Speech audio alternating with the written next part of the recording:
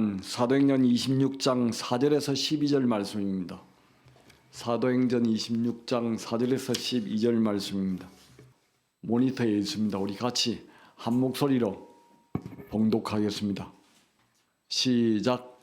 내가 처음부터 내 민족과 더불어 예루살렘에서 젊었을 때 생활한 상황을 유대인들이 다 아는 바라. 일찍부터 나를 알았으니 그들이 정언하려 하면 내가 우리 종교의 가장 엄한 팔을 따라 바리새인의 생활을 하였다고 할 것이라. 이제도 여기 서서 신문 받는 것은 하나님이 우리 조상에게 약속하신 것을 바라는 까닭이니 이 약속은 우리 염도 지파가 밤낮으로 간절히 하나님을 받들어 섬김으로 얻기를 바라는 바인데 아그리빠 왕이여 소망으로 말미암아 내가 인들에게 고소를 당하는 것이니이다. 당신들은 하나님이 죽은 사람을 살리심을 어찌하여 못 믿을 것으로 여기나이까. 나도 나사렛 예수의 이름을 대적하여 많은 일을 행하여야 될 줄 스스로 생각하고 예루살렘에서 이런 일을 행하여 대제사장들에게서 권한을 받아 가지고 많은 성도를 옥에 가두며 또 죽일 때 내가 찬성 투표를 하였고 또 모든 회당에서 여러 번 형벌하여 강제로 모독하는 말을 하게 하고 그들에 대하여 심히 격분하여 외국 성에까지 가서 박해하였고 그 일로 대제사장들의 고난과 위임을 받고 다메섹으로 갔나이다. 아멘. 담임 목사님 나오셔서 본문 말씀을 근거로 만남이 사람을 바꿉니다. 이런 제목으로 하나님 말씀 선포하시겠습니다. 할렐루야. 한 주간 동안 평안하셨죠? 일주일 새에 많은 일들이 있었습니다. 우리 한 사람 한 사람 가정마다 또 개인마다 여러 가지 일들이 많이 있었습니다. 그럼에도 불구하고 여러분들이 믿음으로 승리해서 이곳까지 나오신 줄 믿습니다. 아멘. 할렐루야. 저는 오늘 본문 말씀을 근거로 해서 만남이 사람을 바꿉니다 라는 제목으로 같이 은혜 나누겠습니다. 여러분, 우리가 열심히 노력하면은 우리가 스스로 바꿔지든가요? 또 뭔가 결단하면은 우리가 바꿔질 수 있든가요? 참 안 되죠. 그렇습니다. 우리의 결단이나 결심이나 노력이나 수양으로도 우리는 바꿔지지 않습니다. 그런데 간혹 사람들이 바뀌는 경우가 있긴 있어요. 어떤 경우예요? 정말 내 인생에 감명을 주는 한 사람을 만났을 때 그 사람 때문에 우리가 바뀔 경우가 있더라고요. 또 어떤 경우가 있어요? 영원히 잊지 못할 어떤 사건을 내가 만났을 때 그때 우리가 바꿔질 수 있더라고요. 그래서 그 사건을 계기로 해서 우리 삶이 변화가 될 때가 많이 있습니다. 결국 우리 인생이라고 하는 것이 무엇입니까? 만남을 통해서 이루어지는 것이죠. 우리가 서로 만남을 통해서 이렇게 서로 또 사랑하게 되지 않습니까? 사람은 살아가면서 수많은 사람들을 만나기도 하고 또 헤어지기도 합니다. 저도 목회를 하다 보니까 많은 사람들을 만났지만 또 많은 사람들과의 관계도 또 끊어지고 또 소원해지는 그런 일들이 반복되는 것을 볼 수 있습니다.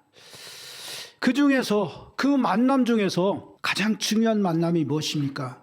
뭐니 해도 주님과의 만남이 가장 중요한 것이라고 우리가 할 수 있겠죠. 주님과의 만남을 통해서 우리의 인생이 변화를 받았습니다. 그런데 오늘 본문에 보니까 주님을 만나서 인생이 제대로 변화되는 한 사람이 등장을 하더라고요. 바로 바울이죠. 바울이 오늘 이 본문의 말씀을 증거하고 있는 자리는요, 어떤 자리였느냐면은 가이사랴에 있는 재판정이었습니다. 지금 바울은 아직도 재판을 받고 있는 중이에요. 재판 과정에서 이 재판을 주관하고 있는 사람이 누구냐면은 베스드라고 하는 총독인데, 이 베스드 총독이 판결을 내릴 수가 없었어요. 그래서 이 바울을 어디로 보내려고 했어요? 예루살렘으로 보내려고 했죠. 예루살렘으로 보내려고 하는 또 하나 이유가 있긴 있어요. 그게 뭐냐면은 유대 종교 지도자들의 요구를 들어주기 위해서, 그들을 만족시키기 위해서 바울을 그들에게로 보내려고 했어요. 그들이 바울을 보내라고 하는 이유가 뭐죠? 바울을 통해서 예수 그리스도에 대해 듣고 또 은혜 받기 위해서였던가요?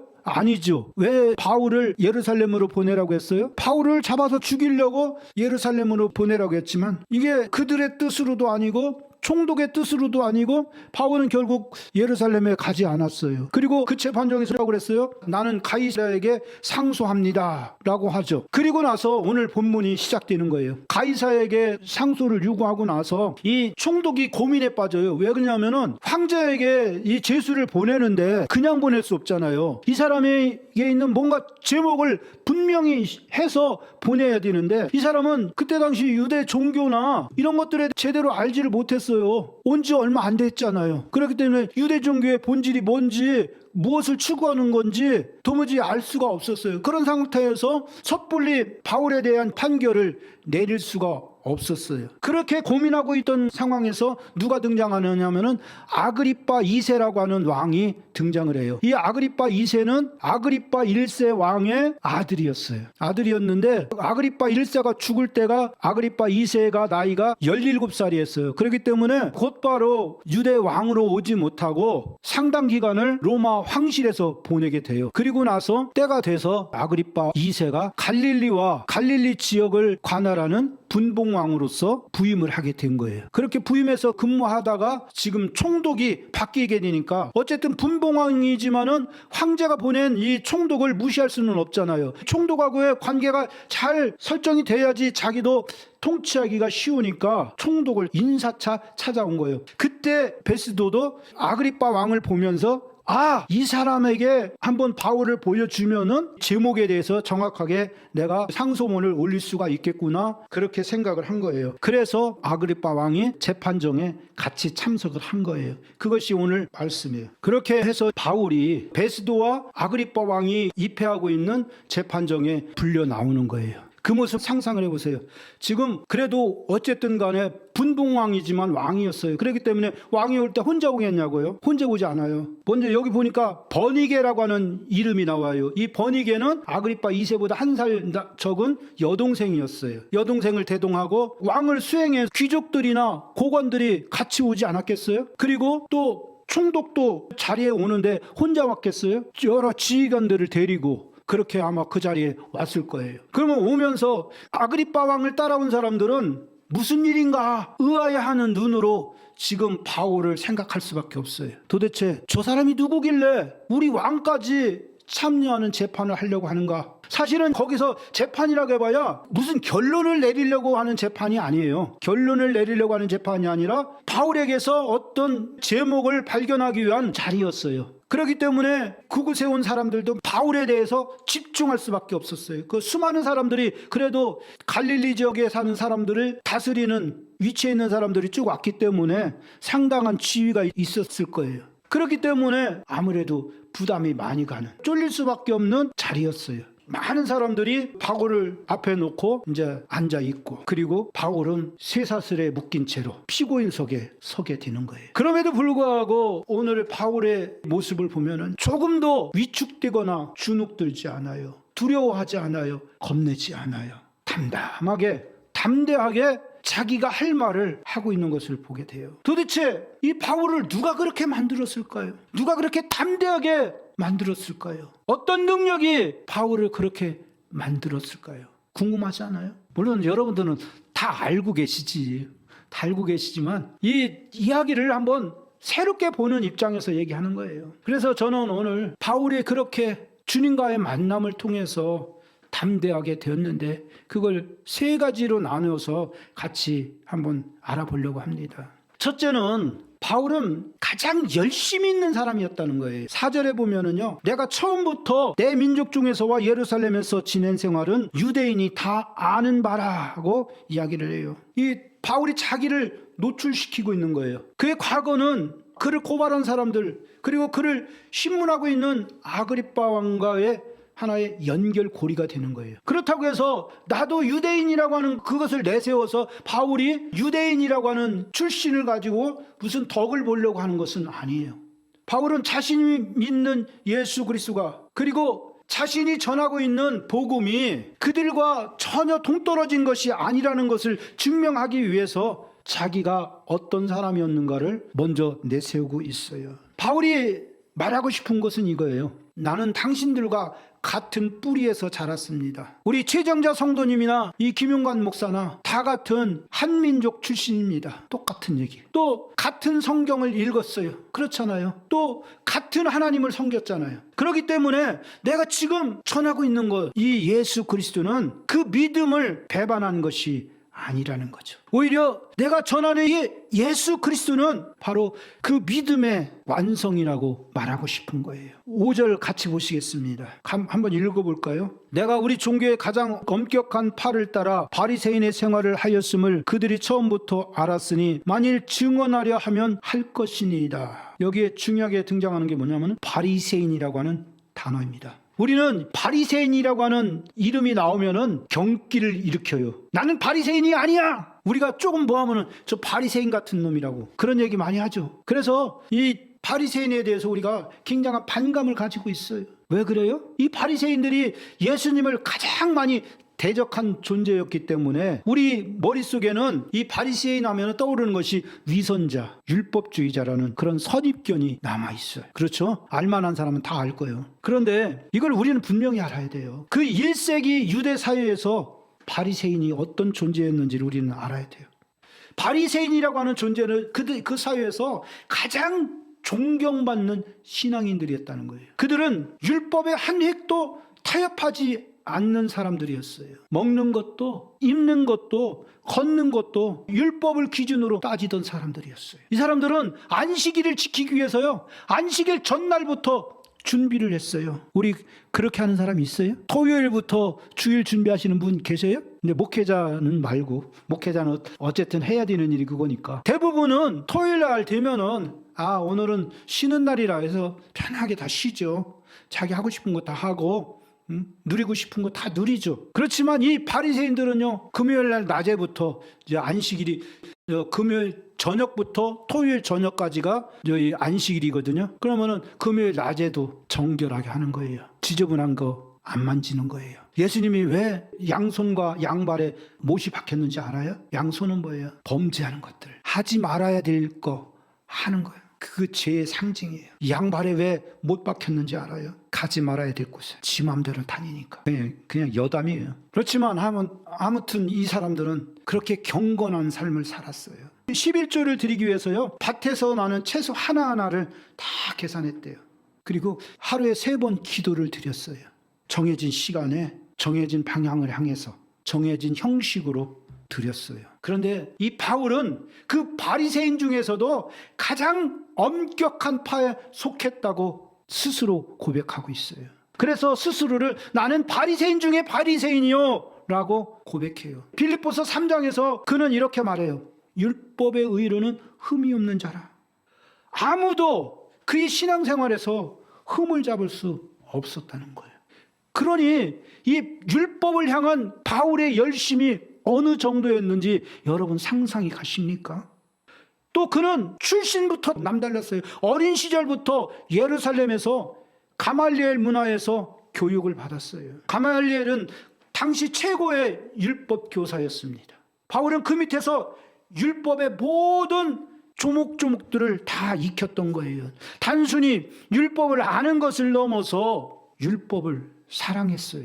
율법이 그의 삶이었어요. 율법이 그의 정체성이었습니다. 사랑하는 성도 여러분, 이것이 얼마나 대단한 일입니까? 그는 하나님을 향한 열심에 있어서는 누구에게도 뒤지지 않았어요. 누가 봐도 이 사람은 하나님에 대해서 열심히 있는 사람이야. 하나님에 대해서 대단히 열심히 있는 신앙인이야 라고 인정할 만했어요. 오늘날 우리 기독교인으로 생각하면은요, 이 사람은 모태신앙인이야. 모태신앙이고, 그리고 교회에서 살다시피 했어. 그러다가 신학을 공부하고 예배도 한 번도 빠지지 않아. 누구보다도 성경에 기록된 말씀대로 헌신적으로 생활한 사람이야. 이런 사람에게서 우리 흠잡을 수 있는 사람이 있습니까? 없죠. 그런데 여기서 뒤집어지는 거예요. 가장 열심히 있는 사람이, 가장 신실한 사람이, 가장 율법에 충실한 사람이 하나님을 대적하고 있어요. 여러분, 우리가 열심히 믿는 것만으로는 충분하지 않다는 거예요. 방향이 잘못된 열심은 오히려 위험하다는 거예요. 하나님을 위하는 것 같은 그 열심이 실제로는 하나님의 뜻을 거스르고 있을 수 있다는 거예요. 여러분, 우리는 어떻습니까? 우리도 열심히 하잖아요. 예? 열심히 한 주도 안 빠지고 교회 오고 열심히 예배 드리고 열심히 봉사합니다. 그런데 그게 과연 어디를 향하고 있습니까? 그 열심과 그 헌신이 누구를 위한 것입니까? 나의 열심과 나의 헌신을 통해서 하나님의 뜻을 이루고자 하고 있습니까? 아니면은 자기가 드러나고 자기 만족을 위한 열심이고 헌신입니까? 내 뜻을 하나님의 이름으로 적당히 포장하고 있는 것은 아닌지요? 바울의 이야기는 먼 옛날의 이야기가 아닙니다. 지금 현재 오늘을 살아가고 있는 우리들의 이야기인 것입니다. 둘째, 그 열심이 잘못된 곳을 향하고 있었습니다. 6절 보시겠습니다. 이제 나는 우리 조상들에게 하나님이 약속하신 것을 바라는 소망으로 말미암아 심판을 받고 있습니다. 그렇게 하나님에 대해서, 율법에 대해서 열심을 보여줬던 바울이 자신이 지금 심판을 받고 있다고 이야기를 하는 거예요. 그 열심이 무엇이냐? 조상들에게 약속하신 하나님의 소망을 믿기 때문이라는 것입니다. 그것이 무엇입니까? 7절에 보면 7절에 나옵니다. 바로 죽은 자의 부활입니다. 7절 한번 같이 읽어보겠습니다. 우리 12지파가 밤낮으로 간절히 하나님을 섬기면서 이 약속이 이루어지기를 바라고 있는데, 왕이여, 유대인들이 이 소망으로 인하여 나를 고발하고 있습니다. 여러분 한번 들어보세요. 나를 고발하는 자들도 지금 이 소망을 가지고 있어요. 나를 잡아 죽이려고 하는 사람들도 부활을 기다리고 있습니다. 우리는 같은 소망을 품고 있습니다. 그런데 그들이 지금 나를 고발합니다. 왜입니까? 소망의 내용이 같아도 소망이 어떻게 성취되었는가 하는 것을 두고 정면으로 지금 충돌하고 있는 것입니다. 유대인들이 기다린 메시아는 무엇입니까? 로마를 무너뜨리고 이 유다를 해방시킬 군사적인 지도자였습니다. 다윗과 같은 능력 있는 왕이었습니다. 그래서 이 이스라엘을 열방 가운데 우뚝 세워나갈 그런 정치적인 지도자를 기다리고 있었습니다. 그런데 바울이 주장하는 메시아는 어떤 메시아죠? 십자가에 달려서 죽은 나사렛 예수입니다. 그것을 신명기에서 보면 뭐라고 하느냐면은 나무에 달린 자마다 뭐한 자라? 저주받은 자라. 유대인들이 생각하기에 저주받은 자를 지금 바울은 뭐라고요? 메시아라고 선포하고 있는 겁니다. 이 메시아를 유대인들은 수백 년을 기다렸습니다. 바벨론 포로 이후로, 그리고 헬라 제국의 압제와 로마의 철권 통치 아래에서 신음하다 했기 때문에 그들에게는 이 메시아가 꼭 필요한 거예요. 그 기다림이 얼마나 간절했을 것인지 우리는 충분히 알 수 있습니다. 왜냐? 우리나라도 무려 36년이라고 하는 세월 동안을 일본의 식민지로 살았기 때문입니다. 그런데 이들은 수백 년이에요. 헬라 시대부터 바벨론으로부터 시작해서 지금 1세기에 이르기까지 그들은 그렇게 메시아를 기다렸던 거예요. 그렇게 목마르게 애타게 기다렸던 메시아가 어떤 메시아라고요? 십자가에 달린 목수라는 거예요. 여러분 같으면은 받아들일 수 있겠습니까? 받아들일 수 있느냐고요? 우리가 기다리는, 우리가 사모하는 그런 메시아가 아니에요. 옛날에 우리가 신부 얼굴도 못 보고 결혼했잖아요. 다 여기는 연애 결혼 다 하셨지만은 저는 중매 결혼했거든요.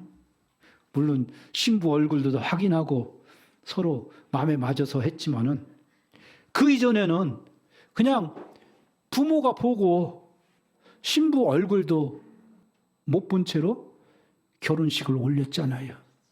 다행히 신부 얼굴이 자기가 상상하던 것보다 더 이뻐, 똑똑해 보여. 그러면 어때요? 와, 행제했구나 생각하겠지만은 어떻습니까? 신부 얼굴을 보니까 이 여자하고 어떻게 사나 하고 싶을 만큼 그런 여자야. 실망감이 말도 못해. 그 여자가 아무리 똑똑하고 그 여자가 어떤 그 배경을 가졌든 간에 그것은 중요치 않아. 당장 외모가 중요한 거야. 외모가. 아유, 이거 숫자는 있기는 다 있네. 에? 자리도 다 그 자리에 있긴 있고. 그런데 치수가 안 맞아. 눈치수가 왜 이렇게 작아? 코는 왜 이렇게 납작해? 거기다 살은 왜 이렇게 많이 쪘어? 우리 그렇게 생각할 수 있잖아요. 똑같은 거죠. 지금 이스라엘 사람들이, 유대인들이 실망할 그거를 제가 빗대서 말씀을 드리는 거예요. 8절에서 바울이 이렇게 묻습니다. 하나님이 죽은 자를 살리심을 어찌하여 못 믿을 것으로 여기느냐. 바로 이 8절이 이 26장의 핵심이에요. 핵심. 너희가 부활을 믿는다고 하면서 왜 부활하신 분을 믿지 못하느냐는 거예요. 소망을 품고 있다고 하면서 왜 그 소망이 성취된 것을 거부하느냐는 거예요. 그래서 지금 바울을 죽이려고 하는 거 아니에요? 바울이 예수가 메시아라고 한다고 해서, 예수가 그리스도라고 선포하고 다닌다고 해서 죽이려고 그런 거잖아요. 그런데 이 질문은 1세기 유대인들에게만 향하는 것이 아니에요. 오늘 우리에게도 향한 말씀인 거예요. 우리는 하나님이 살아계신다고 고백하죠? 하나님이 역사하시고 계시다고 고백하죠? 그런데 막상 내가 하나님이 기대하는 하나님이 내가 기대하는 방식으로 아닌 다른 방식으로 일하실 때가 있어요.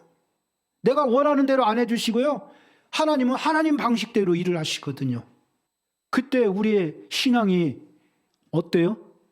그래도 견고하게 주님 뜻이니 내가 하고 믿음으로 가든가요? 그렇게 내가 병 고쳐달라고 그렇게 기도했는데 하나님은 응답이 없어.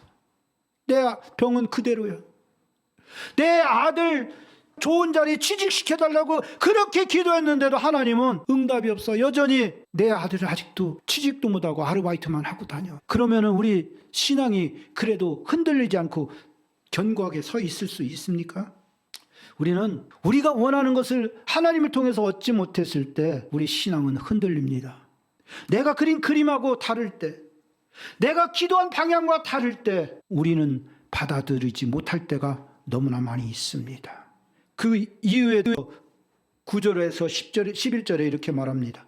특히 9절에 이렇게 이야기하죠. 나도 나사렛 예수의 이름을 대적하여 많은 일을 행하여야 할 줄로 스스로 생각하였노라. 스스로 생각했대요. 스스로. 여기 모든 해답이 있는 거예요. 바울은 하나님의 뜻을 구한 것이 아니었어요. 그러니까 변화되기 이전에 바울을 얘기하는 거예요. 다메섹에서 예수 만나기 이전에 바울을 얘기하는 거예요. 착각하면 안 돼요. 바울은 하나님의 뜻을 구한 것이 아니라 성경을 읽었지만은 성경에서 어떻게 봤어요? 성경을? 기도도 많이 했어요. 그렇지만 그 기도는 뭐예요? 자기가 이미 결론 내놓고 그 결론을 확인하는 그런 기도였어요. 하나님의 일을 했어요. 예? 저도 지금 하나님의 일 열심히 하고 있거든요. 그렇지만 그 방향을 하나님이 결정하신 것이 아니라 내 마음대로, 내가 옳다고 생각하는 대로 스스로 결정하는 거예요. 스스로 생각하고 스스로 판단하고 스스로 결론을 내렸던 거죠. 바울이. 이게 우리의 모습과 얼마나 닮아 있습니까? 우리도 그렇잖아요. 이미 마음속으로 결론을 다 내려놓고 거기서부터 기도하는 거예요. 이미 방향을 정해놓고 성경을 읽는 거예요. 특히 목사님들이 그런 식으로 많이 해요. 자의적인 해석을 해요. 성경 말씀을 내가 주제를 정해놓고 거기다가 성경 구절을 꽤 맞춰서 설교를 해요. 그게 하나님 뜻이겠어요? 내 뜻이겠어요? 알기는 왜 이렇게 잘 알아요? 나 내려가야 되겠네. 그래요. 알아야지. 잘해야지. 우리 신앙은 잘해야 되는 거예요. 맨날 어린아이 젖먹이 신앙이 되면 안 돼요. 1년이 되고 2년이 되고 5년이 되고 10년이 되면은 우리 신앙도 걸맞게 자라야 되는 거예요. 내가 원하는 답을 찾을 때까지 말씀을 뒤지잖아요. 그리고 그것을 하나님의 뜻이라고 부르면서 그것을 선포해요. 스스로 생각한 것을 하나님의 이름으로 포장을 하잖아요. 그 결과가 10절에서 11절이에요. 성도들을 옥에 가두었어요. 죽이는 일에 찬성표를 던졌어요. 여러 회당에서 강제로 하나님을 모독하게 했어요. 심지어는 애국에 있는 성에까지 쫓아가서 박해를 했어요. 11절 끝에 보면은 그들에 대하여 심히 격분하였습니다. 분노했습니다. 그 분노가 어디서 온 거죠? 하나님을 위한다는 확신에서 온 거예요. 자신이 옳다고 하는 확신에서 온 겁니다. 사랑하는 성도 여러분, 이게 얼마나 무서운 일이냐고요. 하나님을 위한다는 열심이, 진리를 지킨다는 확신이 오히려 하나님의 사람들을 해코지 하는 도구가 된 거예요. 내가 옳다는 확신이 강하면 강할수록 그 확신이 잘못된 방향을 향할 때 큰 해를 입히게 되는 거예요. 우리 안에 이런 것이 없습니까? 내가 옳다는 확신, 내 뜻을 관철하려고 하는 그 마음, 이것이 때로 우리를 하나님을 대적하는 자리로 데려오는 것입니다. 가장 무서운 것은 그 자리에서도 우리가 하나님을 위한다는 생각을 하고 있다는 거예요. 그런데 바울은 거기서 멈추지 않습니다. 세 번째가, 그럼에도 바울은 멈추지 않았습니다. 12절 같이 읽겠습니다. 그 일로 내가 대제사장들에게 가서 권한과 위임을 받고 다메섹으로 가던 중이라고 합니다. 그는 발걸음을 멈추지 않았습니다. 더 멀리 가고 있었습니다. 예루살렘에서 다메섹까지는요, 약 240km라고 합니다. 지금도 가까운 거리가 아니에요. 여기서 대전거리 되겠네요. 서울에서.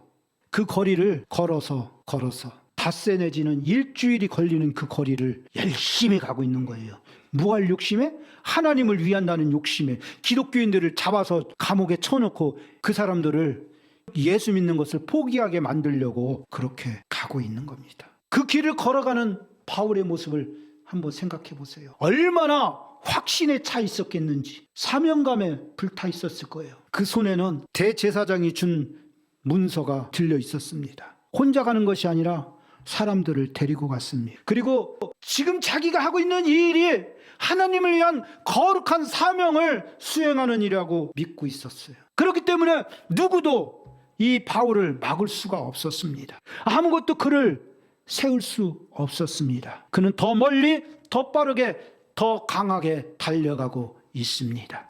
바로 그 길 위에서 일이 일어납니다. 오늘은 여기서 본문을 끝내겠습니다. 그러나 우리는 이미 알고 있습니다. 그 길 위에 누가 서 계셨는지 부활하신 예수 그리스도께서 그 길 위에서 기다리고 계셨습니다. 사랑하는 성도 여러분, 이것을 생각해 보시기 바랍니다. 바울이 멈추어 서서 기다린 것이 아닙니다. 바울이 회심을 준비한 것이 아닙니다. 바울이 예수를 찾아간 것이 아닙니다. 오히려 정반대 방향으로 전력으로 달려가고 있었습니다. 그런데 주님이 그 길 위에 서 계셨습니다. 이것이 복음입니다. 은혜는 준비된 자에게 임하는 것이 아닙니다. 자격 있는 자를 찾아가는 것이 아닙니다. 오히려 달려가는 자의 길 앞에서 주님이 먼저 서 계십니다. 박해자의 길 위에, 죄인의 길 위에, 하나님을 대적하는 자의 길 위에 주님이 먼저 오셔서 계셨습니다. 이제 말씀을 맺겠습니다. 오늘 본문에서 우리는 만남 이전에 바울을 보았습니다. 그는 가장 열심히 있는 사람이었습니다. 누구도 따라올 수 없는 신앙의 열심을 가진 사람이었습니다. 그런데 그 열심이 엉뚱한 곳을 향하고 있었습니다. 스스로 생각하고 스스로 판단하고 스스로 달려갔습니다. 그리고 그 길 끝에 하나님을 대적하는 자리가 있었습니다. 그럼에도 그는 멈추지 않았습니다. 더 멀리 달려갔습니다. 인간의 눈으로 보면 그를 바꿀 수 있는 것은 아무것도 없었습니다. 그때 주님이 오셨습니다. 바울이 준비해서가 아닙니다. 바울이 자격이 있어서가 아닙니다. 바울이 돌아서서가 아닙니다. 오직 주님의 은혜로, 주님의 주권으로 주님이 먼저 그 길 위에 서 계셨기 때문입니다. 사랑하는 성도 여러분, 오늘 이 말씀 앞에서 우리 자신을 돌아봅시다. 혹시 지금 내 열심이 어디를 향하고 있는지 모른 채 달려가고 있지는 않습니까? 하나님의 이름으로 일하고는 있지만 사실은 내 뜻을 이루기 위해 달려가고 있지는 않습니까? 스스로 생각하고 스스로 판단하고 하나님은 그저 내 결론을 확인해 주시고 성취해 주시는 분으로 대하고 있지는 않습니까? 그렇다면 오늘 이 말씀이 우리에게 하는 것이 있습니다. 멈추십시오. 그리고 돌아보십시오. 내가 달려가는 이 길이 과연 하나님이 원하시는 길 맞습니까? 그런데 한 가지 더 말씀드려야 합니다. 혹시 지금 멈출 수조차 없는 분이 계십니까? 이미 너무 멀리 와 계신 분이 돌이키기에는 너무 늦었다고 생각하는 분이 계십니까? 두려워하지 마시기 바랍니다. 바울도 그랬습니다. 그는 멈추지 않았습니다. 더 멀리 달려갔습니다. 그런데 주님이 그 길 위에서 그를 만나 주셨습니다. 너무 멀리 간 자리가 없습니다. 주님의 손이 닿지 않은 곳이 없습니다. 주님은 달려가는 자의 길 위에도 서 계십니다. 준비되지 않은 자에게도 찾아오십니다. 자격 없는 자를 만나 주십니다. 오늘 이 자리에서 그 주님을 만나시기 바랍니다. 내 열심을 내려놓고 내 확신을 내려놓고 주님 앞에 서시기 바랍니다. 그 만남이 일어날 때 사람이 바뀌는 것입니다. 방향이 바뀌는 것입니다. 삶이 바뀌는 것입니다. 만남이 사람을 바꿉니다. 바울을 바꾼 그 만남이 오늘 이 자리에 계신 여러분 모두에게 일어나기를 주님의 이름으로 축원합니다. 기도하겠습니다.